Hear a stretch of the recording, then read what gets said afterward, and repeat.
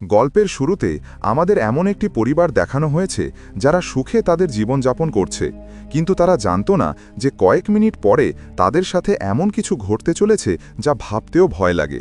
স্বামী স্ত্রী যখন তাদের কথোপকথনে মগ্ন, তখন হঠাৎ তারা বাইরে মানুষের চিৎকার শুনতে পেল।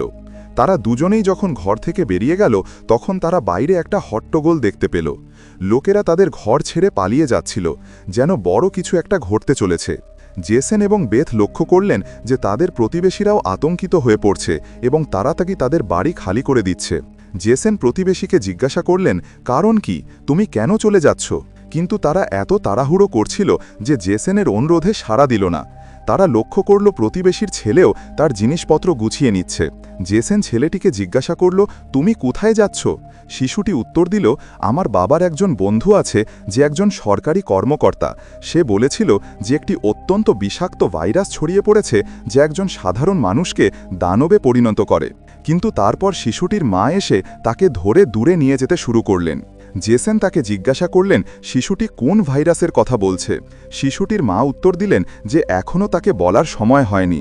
তোমার স্ত্রী ও মেয়েকে নিয়ে এই শহর থেকে যতটা সম্ভব দূরে চলে যাও। এই কথা শুনে জেসন এবং বেথ ভয় পেয়ে গেল। কিছু না ভেবেই জেসন তার পরিবারকে গাড়িতে তুলে শহর থেকে বেরিয়ে যেতে শুরু করল। কিন্তু পথে তারা লক্ষ্য করল যে পালিয়ে যাওয়া প্রতিবেশীরা ফিরে আসছে। এটা তাদের আরও অদ্ভুত করে তুলেছিল।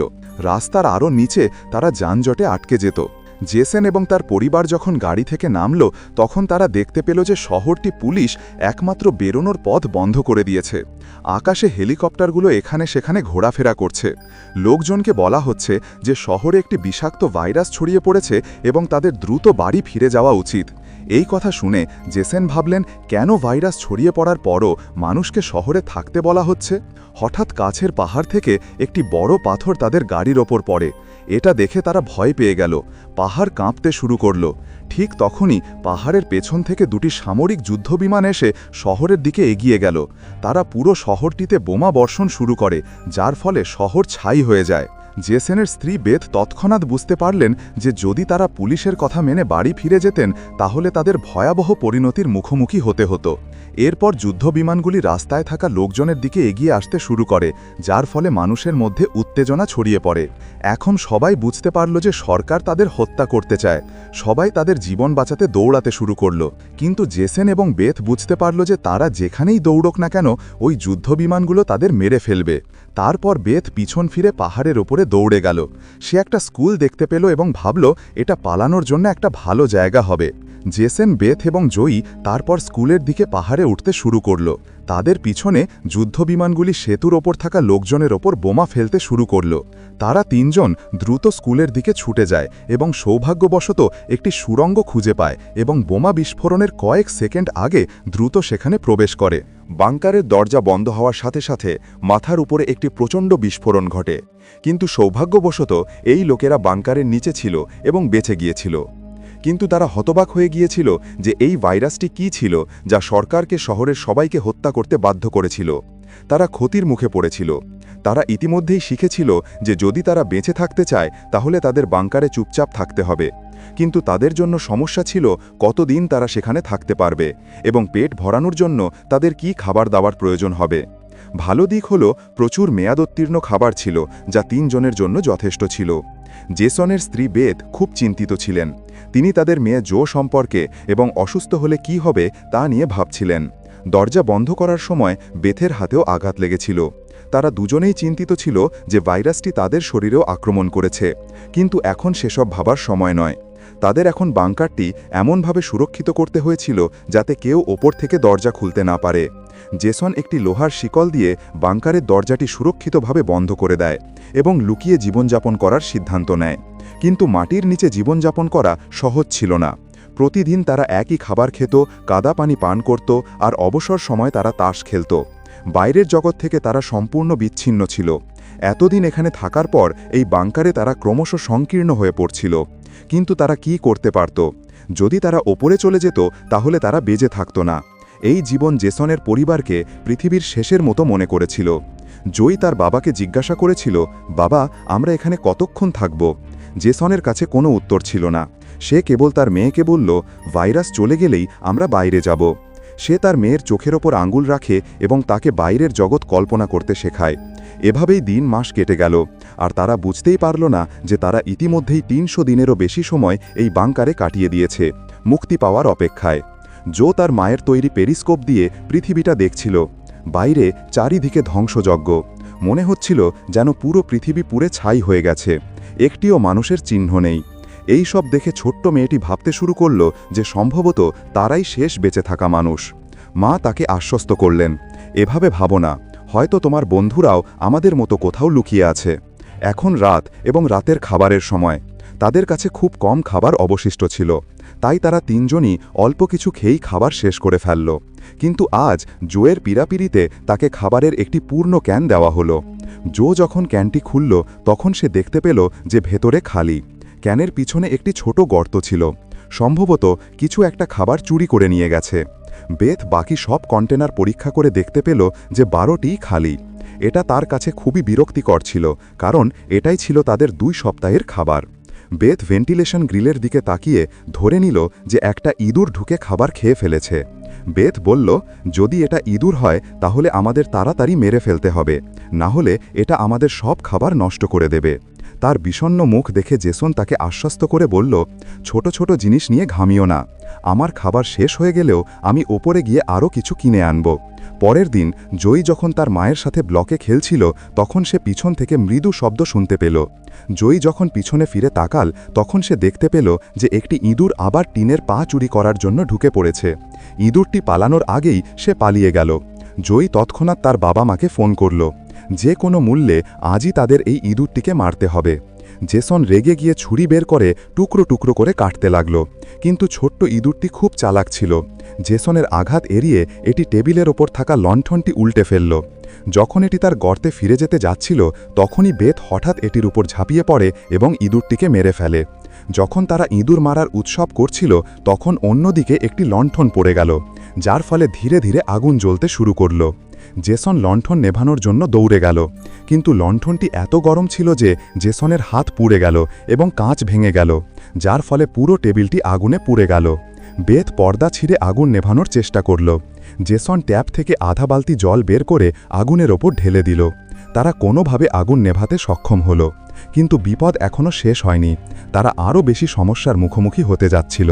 কিন্তু আগুনের ধোঁয়া পুরো বাংকারে ভরে গিয়েছিল এবং বায়ু চলাচল গ্রিলের মধ্য দিয়ে ধীরে ধীরে ওপরের দিকে উঠছিল।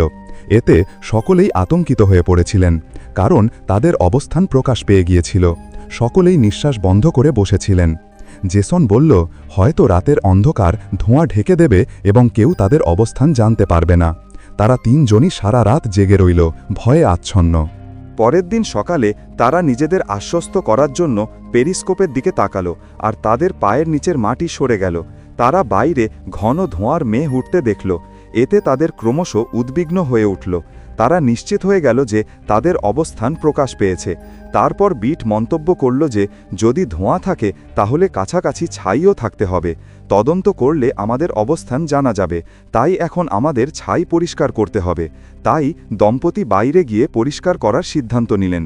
যাওয়ার আগে জেসেন তার মেয়ে জোকে বললেন, আমাকে প্রতিশ্রুতি দাও যে বাইরে যত শব্দই শোনো না কেন বা যাই ঘটুক না কেন তুমি অবশ্যই সেখান থেকে বেরোবে না। এই প্রতিশ্রুতি দেওয়ার পর সে দরজা খুলে দিল। তারা বাইরের শব্দ মনোযোগ সহকারে শুনতে লাগল এবং যখন তারা নিশ্চিত হলো যে কেউ নেই তখন তারা বাংকারের দরজা খুলে বাইরে বেরিয়ে গেল। তাদের মেয়েটি ভেতরে একা পড়েছিল, তার বাবা মায়ের জন্য অপেক্ষা করছিল। কিন্তু অনেকক্ষণ অপেক্ষা করার পরও যখন তার বাবা মা ফিরে আসেননি তখন সে একটি টুলে উঠে দূরবীন দিয়ে বাইরে তাকালো। শীঘ্রই সে দেখতে পেল তার বাবা মা বাংকারের দরজার আড়ালে লুকানোর চেষ্টা করছেন। কিন্তু তারপর জো এমন কিছু দেখতে পেল যা দেখে তার নিঃশ্বাস আটকে গেল।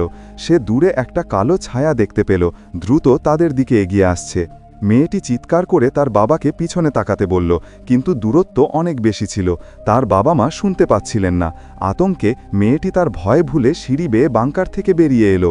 বেরিয়ে আসার সাথে সাথেই সে বুঝতে পারল যে তার বাবা মা আর নেই। হতাশায় মেয়েটি তাদের জন্য জোরে ডাকতে শুরু করল। হঠাৎ কেউ একজন পিছন থেকে তার মুখ চেপে ধরল।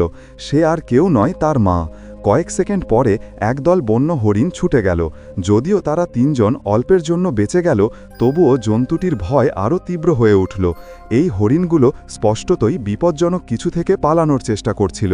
বিপদ বুঝতে পেরে তারা সবাই দ্রুত বাংকারের দিকে দৌড়ে গেল এবং ভেতরে ঢুকে পড়ল। জেসন কাঠের তক্তা দিয়ে বাংকারের দরজা বন্ধ করে লোহার শিকল দিয়ে শক্ত করে আটকে দিল। সবাইকে একেবারে চুপ থাকতে বলল। ঠিক তখনই তারা ওপরের দিক থেকে মৃদু পায়ের শব্দ শুনতে পেল। মনে হচ্ছিল যেন কেউ বাংকারের দরজার দিকে এগিয়ে আসছে। সে কয়েক মিনিট ধরে বাংকারের দিকে এগোচ্ছিল। তিনজন ধীরে ধীরে বাংকারের দরজা থেকে সরে এসে সামনের দিকে এগোতে শুরু করল। আর হয়তো ওপরে যারা ছিল তারা এখনও বুঝতে পারেনি যে নিচের বাংকারে কেউ আছে। জো ভয়ে কাঁদতে শুরু করল।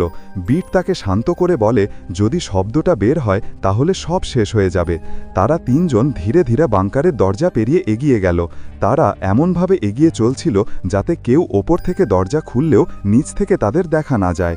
কিন্তু জোয়ের ধরে থাকা পুতুলের দড়িটা একটা স্ক্রুতে আটকে গেল। স্ক্রুটা ধীরে ধীরে আলগা হতে শুরু করল। পুতুলের সাউন্ড সুইচের সাথে দড়িটা সংযুক্ত থাকায় জেসন আর বিট হাঁপাতে শুরু করল। সে কিছু করার আগেই স্ক্রুটি এক ঝটকায় বেরিয়ে এলো এবং সাথে সাথে পুতুলের ভেতর থেকে একটা বিকট শব্দ বের হতে লাগল। জেসন তৎক্ষণাৎ পুতুলটি ছিঁড়ে ফেলল এবং ভেতরে থাকা স্পিকারটি ভেঙে ফেলল। কিন্তু তখন অনেক দেরি হয়ে গেছে। যারা তাদের পিছু নিচ্ছিল তারা ইতিমধ্যেই তাদের দৃষ্টি আকর্ষণ করেছে। হঠাৎ ওপর থেকে একটি জোরে ধাক্কার শব্দ শোনা গেল। তারপরে ভারী পায়ের শব্দ বাংকারের দরজার ঠিক ওপরে থেমে গেল। অবশেষে সে তাদের আস্তানা খুঁজে পেল এবং সেটি খোলার চেষ্টা করতে লাগল। সে বাংকারের ঢাকনায় জোরে ধাক্কা দিচ্ছিল এবং শিকল দিয়ে বাঁধা থাকা সত্ত্বেও বিপদ স্পষ্ট ছিল এবং ওপরের দৈত্যটি জানত যে নিচে অবশ্যই কেউ আছে।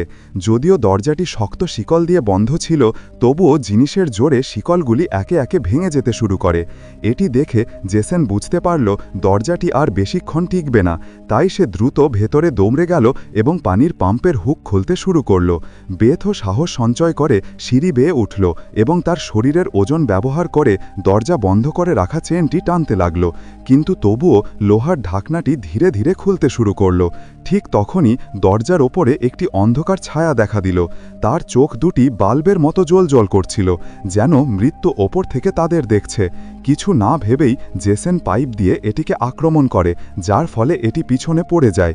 সে দ্রুত পাইপটি দরজায় আটকে দেয়, এটি বন্ধ করে দেয় এবং জিনিসটি পালিয়ে যায়। কিন্তু জেসনের শরীর তখনও প্রচণ্ডভাবে কাঁপছিল। সে কখনো কল্পনাও করেনি যে বাইরের পৃথিবী কেবল নিষ্ঠুর সৈনিকদের দ্বারাই নয়, বিপজ্জনক দানবদের দ্বারাও পরিপূর্ণ। পুরো পরিবারটি সিঁড়ির কাছে হতাশাগ্রস্তভাবে বসে আছে। তাদের অবস্থান এখন উন্মোচিত। এখন তাদের যে কোনো মুহূর্তে আক্রমণ করা হতে পারে এবং তারা ইতিমধ্যেই বুঝতে পেরেছিল যে এবার কেবল একজনই এসেছে, কিন্তু পরের বার যখন তারা আসবে তখন আরও অনেক লোক আসবে এবং তারা তাদের বিরুদ্ধে কিছুই করতে পারবে না।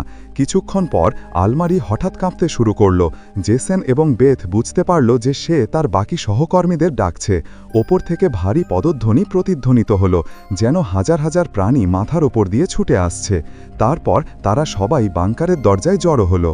জেসন, বেথ এবং জয়ী তাদের নিচে ভয়ে কাঁপতে লাগল। তারপর হঠাৎ করেই তারা একটি বিশাল আক্রমণ শুরু করে, এবার আগের চেয়েও বেশি শক্তি নিয়ে।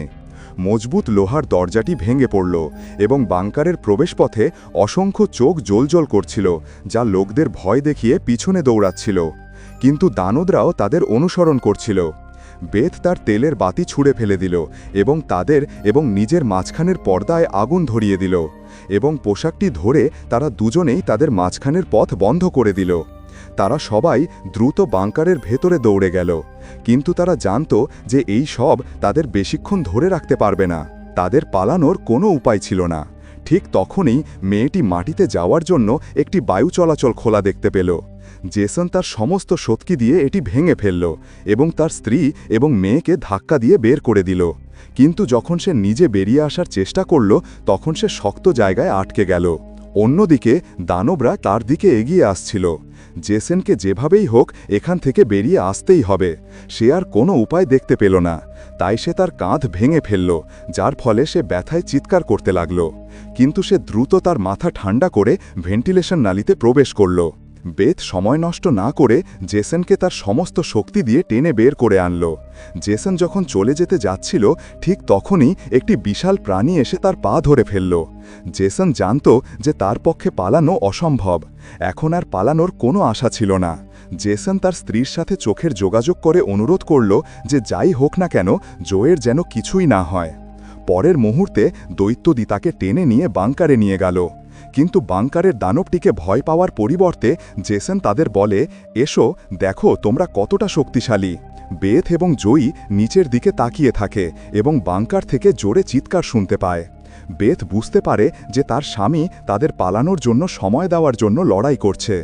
ব্যথা সত্ত্বেও সে তার মেয়েকে নিয়ে দৌড়ে পালিয়ে গেল দৈত্যটিকে এড়িয়ে। কিন্তু দৌড়ানোর সময় তারা অদ্ভুত কিছু অনুভব করল। তারা লক্ষ্য করল যে বাইরের জগতের জন্য উন্মুক্ত মহাসড়কটি এখন একটি উঁচু প্রাচীর দ্বারা আবৃত। এর অর্থ হল কেউ এই শহর ছেড়ে যেতে পারছিল না। ঠিক তখনই দূরে একটি হেলিকপ্টার উড়ে গেল। বেথ যখন পিছনে ফিরে তাকাল তখন এটি একটি সেনাবাহিনীর হেলিকপ্টার। হেলিকপ্টারটি দ্রুত তাদের কাছে এসে তাদের ওপর তার উজ্জ্বল আলো বর্ষণ করল।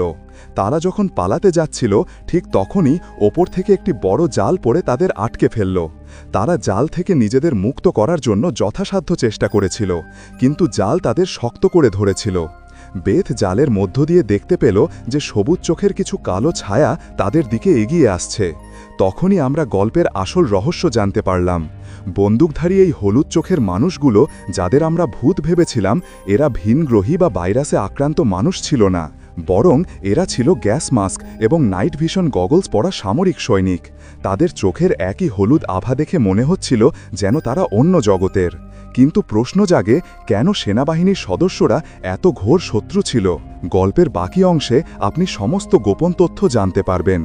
বেথ এবং জো এখন এই সৈনিকদের নিয়ন্ত্রণে ছিল।